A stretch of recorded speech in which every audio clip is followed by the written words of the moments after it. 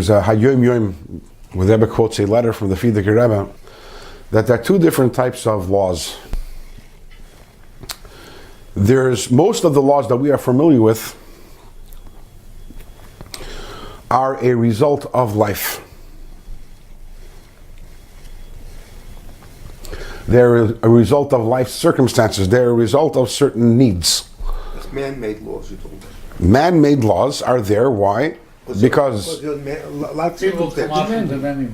right. Let's put it in different words. Okay.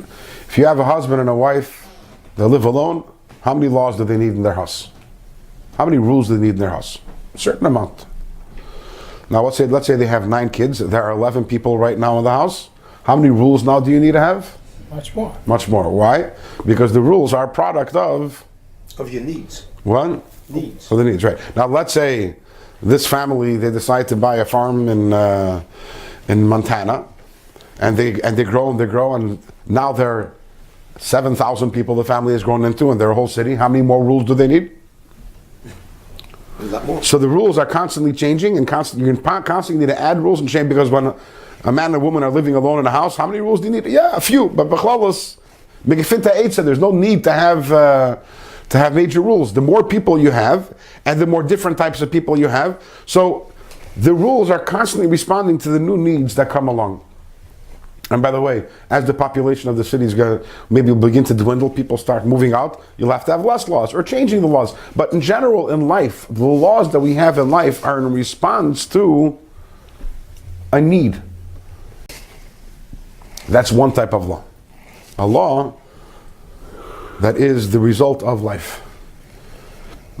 And then, says the Frierdiker Rebbe, there are laws that are not the result of life, but they are the source of life. When we say in Birkas Krishma, Vatalamdem chukei chaim, the laws of life, we don't mean the chukim, the laws that are a result of life, but the laws in Yiddish, the Gesetzen was schaffen Leben, the laws that create life.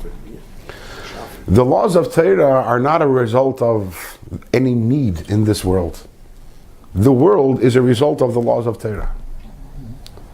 Because Hashem had 613 mitzvahs and wanted them to be done, He created a world. It's not that circumstance precedes the laws create the circumstances. A whole different type of law. Now, just to give by way of example,